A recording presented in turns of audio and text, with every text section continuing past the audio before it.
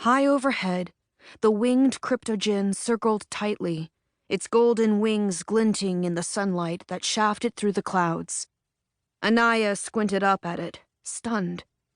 This was the last thing she'd expected to emerge from the ship that had just crash-landed.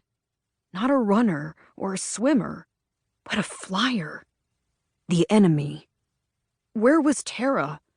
Or maybe there had never been a Terra, or any rebels, and she'd been mistaken all along. Why had she trusted them? She had stupidly thought this was going to be a peaceful encounter between humans and 3 cryptogen rebels, to form an alliance, to work together and make a weapon that would defeat their mutual enemy. That was a fantasy, a lie, and it was her fault. Terrified, she watched the flyer face off with the helicopter that had fired the missile. The spiky crest on the creature's helmet shimmered with a sickly violet light and emanated an ominous whine. Even all the way down here, Anaya heard it. Everyone around her winced at the sound. Seth, Petra, Dr. Weber, Colonel Pearson, the lone soldier. She knew that whine could swell at any moment, to crush people and decimate buildings. "Why is there a flyer?" Pearson shouted at her. "I don't know." "Is that helmet a weapon?" "Yes." "They said they'd come unarmed." "You attacked." This voice had never been inside Anaya's head. Definitely it was not Terra's. It came from the flyer. The words carried an angry whiff of gasoline and had a jagged metallic taste like she had just bitten her own tongue. "It was a mistake," she called back desperately and hoped the flyer believed her anguished words. "Don't fire," she shouted at Pearson, suddenly hopeful. "I'm talking to it." "Tell the flyer to stand down," Pearson barked.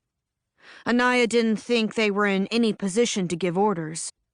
"We fired first. We promised we wouldn't. Get the helicopter out of here." Pearson said nothing. It was a standoff, and all it would take was for the helicopter to open fire again, and the flyer would destroy it, and then the rest of them on the ground. Suddenly, the noise from the flyer's helmet evaporated, and the flyer turned away from the helicopter. "Look!" Petra shouted.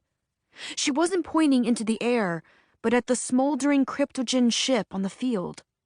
From the hatch, a second creature was emerging. At first, it looked so much like a human astronaut that it took Anaya a moment to realize the creature was wearing a synthetic white skin that covered almost its entire body.